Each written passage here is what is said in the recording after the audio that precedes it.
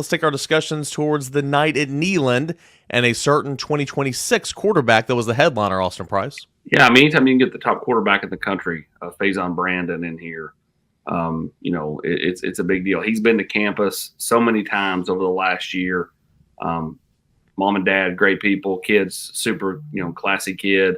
And he put on a show. I thought he performed really, really well. Kid can flat spin it. And, as we said here, early June of, going into his junior year, I think Tennessee's positioned best for him. Again, long way to go.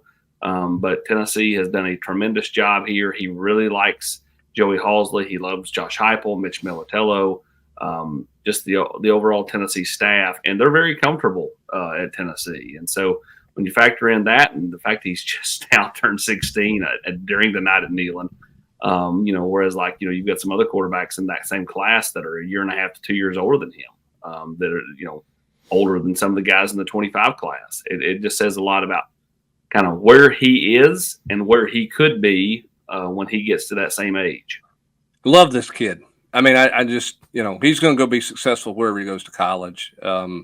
You can some people just kind of ooze that factor, and he's so comfortable in his own skin. I think he's so level-headed because of his parents and the way they've gone about the whole process and where they are. He's just he's just a fun guy to talk to and be around. His parents are as well. That doesn't mean some other quarterbacks not. And I'm just, a little biased here from the standpoint of, and spending time with them last year when they were at camp, and this year he's unchanged. Last year he was out getting offers. This year he's the number one quarterback in the class, according to some recruiting services. But they're unchanged about it. That's what you like about it. That, to me, that's what I like about him. I like everything about his game. I like who he is, and I like the way he's built and the way he's made up. Yeah, I mean, there's no doubt about it. I mean, you look right here at just the different rankings. I mean, he's number 2 quarterback overall. He's number 1 by On3, number 1 by 24/7. I don't know what Rivals is doing 14. I mean, I'm not saying you got to have him number 1, but come on, man. If there are 13 kids better than him, then this is the deepest quarterback class ever. So, hey. I just think that the kid's got some special qualities to him. And again, as Hub said, unchanged, which, I mean, listen, you start having everybody tell you how great you are and this and that. And as a 16-year-old kid, man, I'd have been, woo! Like, this kid is not changed at all. He's the same, intelligent, well-mannered, smiles, polite kid that he was a year ago. And hey, Hub or AP, just you guys on the topic that there was a little bit of chatter about this last week about Heupel's offense being gimmicky and it hurting with recruiting. I mean, I think that's been put to bed a little bit already. But when you see Nico on campus, George McIntyre committed, this young fella drifting through campus, Mike Matthews are here, the wide receivers that they're in on, this upcoming class. Everybody. My point being, it seems to be like that narrative of, this offense, kids, they're going to be negatively recruited against because of this offense in the NFL and it's gimmicky. I mean, that seems to be like it has no teeth. Yeah, I think the NFL game's going towards some of this stuff. Now the hash marks are different, but I think with the way the NFL's played, I mean, you're not lining up under center, you're not running counter tray and all that kind of stuff. I mean, it's a spread out offensive game, that's designed to get the ball in space to people and let them go make a play, and it's designed for the quarterback to get it out of his hand fast. I mean, all the things that are the principles of what Josh Heupel does. What Josh Heupel's offense does, this is beyond the fundamentals of the game. But what he does is he uses the way the hash marks are set up in the college game to his advantage. That doesn't mean that's the only reason somebody in his offense is having success, in my opinion. Now, would it help him if Jerry Goff had not signed a gazillion-dollar extension and Hendon Hooker was going to get a chance to play? Yeah, I mean, there's no doubt having a quarterback be successful would help them there because there's going to be some people continue to use that. But, I think Jalen Hyde will be better in year 2. I think Cedric Tillman's going to be better. He's got the kid that was at Buffalo that played for UCF who had a really good year. I think he was a free agent, went somewhere else. So Darnell Wright's obviously starting. To your point, Rob, I do think the way the game has changed and the longevity now of Josh Heupel's offense. I don't think anybody's scared to draft a Josh Heupel offensive player. So I think it's a harder sell for schools to use that against recruits than maybe it was 5 years ago or 6 years ago. Yeah, but they're still using it. I mean, sure they are. But they're using it. They're using stuff everywhere, right? I mean, how many people are telling Georgia receiver targets? You don't want to go there. They can get the ball to wide receivers. All their good receivers leave the program. You know, I mean, everybody uses everything. No, 100%. I do think that, like, in talking to kids, I find that schools find more reasons to negative recruit Tennessee, though. It's more than just like, hey, it doesn't translate. Like, it's like they don't play freshmen. Like, I mean, like, there's all kinds of there's multiple things that these schools are telling kids. I think it's funny because, I mean, they negatively recruited Tennessee even when Tennessee wasn't very good. But it seems like there's more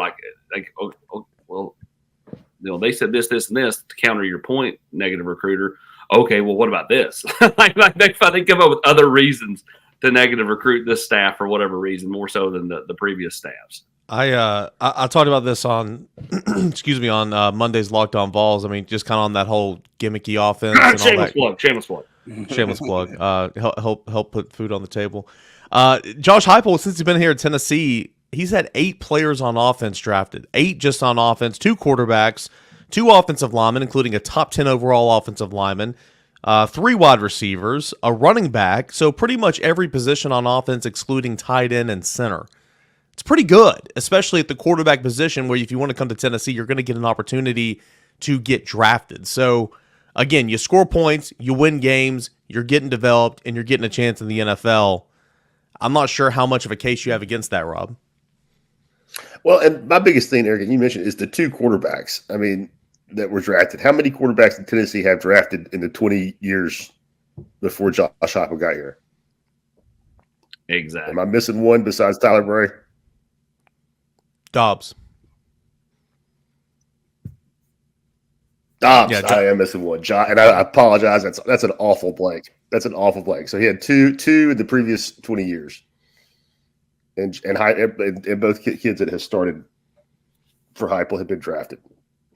So it's a silly and lazy argument, but it is out there. And when you're talking about headliners and quarterbacks for the classes of 26, of course, like this past weekend and some other key positions, you might have to be battling kind of against that at times. Austin, of course, you had Faizon Brown come in, but who else made some noise at the night of Neyland? Well, I thought Tyree King was fantastic. The wide receiver from Knoxville Catholic, he's a 26. He put a couple of guys on skates. Even the one kid from the Moon kid from Aliquippa, Pennsylvania, who was a pretty good player, guarded him pretty well, and he still was able to get past him. I mean, smooth, quick, agile, all the attributes you're looking for.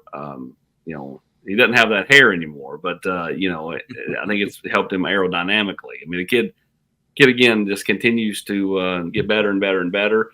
He's got a good quarterback over there, Jaden Neal, to throw to him, which helps him as a high school receiver, to have good tape. So I would expect him to have a monster junior year coming up this fall. Carson Sneed, talented tight end. Hubbs, he continues to grow, man. Like, every time I see this kid, I'm like, could you get any bigger? I mean, like, he is massive and still moves like a tight end. I mean, he built like a tackle, moves like a tight end.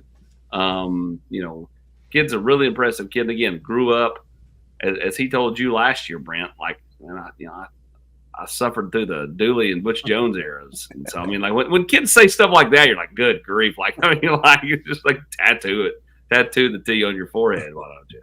Now he's going to he's going to camp at Auburn, Ole Miss, and Ohio State. Sure he is. But he obviously likes Tennessee a lot. Going to come back for multiple games this fall. Has put on about 20 pounds. So I think I've got to change that in the database. I think he's listed at 215 there, 218, something like that on her screen if you're watching on YouTube. He was 240. He's 242, somewhere in there, 240 right now. Still moves really well. I thought he was physical. He's trying to show everybody he's physical. He ran over about 5 DBs. I'm not sure that there wasn't a couple of offensive pass interferences in there a couple of times, but he wanted to make it clear he was more physical.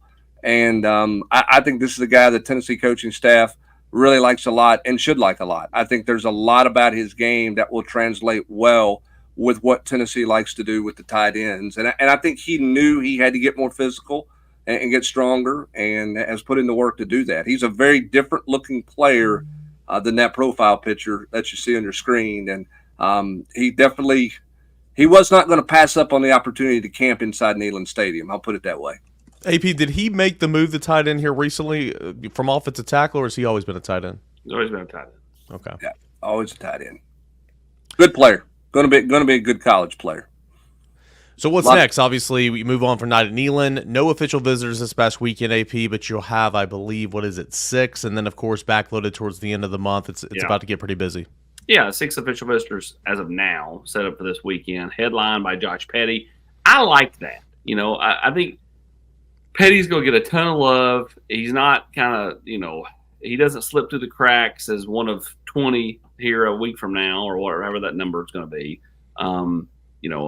I think that's good for Josh Petty, because you are playing a little bit of catch up. Florida State's, to me, the perceived favorite here. But again, I think a strong weekend in Knoxville gives Tennessee a real shot here. And again, 4 to 6 weeks ago, I would have told you they have no shot here, because Tennessee wasn't doing it that much. And then, the both sides kind of reconvened, and they've started to talk a lot more. And, I think Tennessee going into the weekend playing catch up, but with a strong weekend, could be there with Florida State as a team to watch for Josh Petty. Again, he grew up a Tennessee fan, but that doesn't always translate to recruiting. At the end of the day, kids are going to go, where they feel like they fit best. It's not as just as simple as Larry and Jimmy on the general's quarters. Yeah, they're Tennessee fans. Of course, they would die to play for Tennessee. This kid grew up a Tennessee fan, but he's still a kid. It's not the same. You don't look at things. You look at things differently when you're 35 and 40 years old and when you're 17. So, again, Tennessee has a real shot this weekend with a strong weekend. We'll see what happens. Yeah, I thought you had an interesting post on the general's quarters, AP, on Sunday night, just about the patience that fans are going to need to have here, and kind of the challenge that it is to weather the early storms. Now, Petty's an exception, as you just mentioned. He's coming in early, but it is backloaded, which as some people have told us, some kids have told us, that's probably a good thing for Tennessee's chances. But it also means you're going to lose momentum. People are going to draw even. There's going to be a lot written about somebody who's emerging as a new favorite when you've been the perceived favorite in it the whole time. Interesting first couple of weeks of June. Then it gets really fascinating and really critical for Tennessee to close. But you're just trying to survive the first 2 weeks is kind of what it feels like, AP. Yeah, to put this in golf terms, somebody is teed off ahead of you in the final round, because I call this month of June the final round, and they've made birdies to take the lead, but you have a ton of holes to play. So now Tennessee's got to just go out and make birdies and retake the lead, right? Georgia made a huge move for Shady Hayward. Charles House, Alabama. Onis Konabani, Florida State. But they're all set to come here in the next 2 to 3 weeks. You have your chance to flip the momentum back. And so now that's good news for Tennessee. But the good news, the best news coming out of the weekend is you didn't lose anybody that you truly covet to a commitment and that isn't going to take visits, right?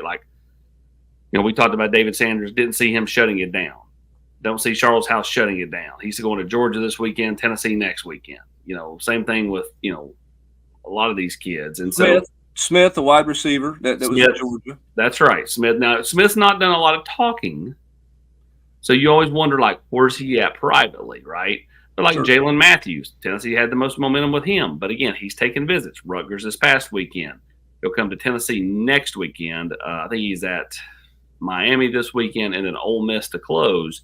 So, and then we'll work to a decision after that. So you have, again, you've got to win your fair share in the month of June, which means you've got to have impressive official visits. Your staff has to, really, be on point. Now, the one caveat to that backload stuff we talked about is, how do you balance having that many kids in here to where somebody feels like, I didn't get that much time with them, right? I mean, you look at, Onis Konabani, he goes to Florida State. He was the only visitor. So all the attention went to this one kid.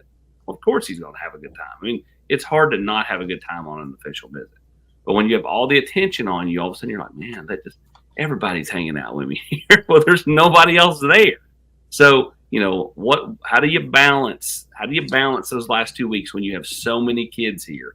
And I think the biggest way to do that is have George McIntyre and all these committed guys almost be de facto coaches and help you recruit. I know they're on their official visits too, but they need to be kind of ones that are kind of shepherding some of these uncommitted guys and making them feel the love. Yep, I'm with you 100%.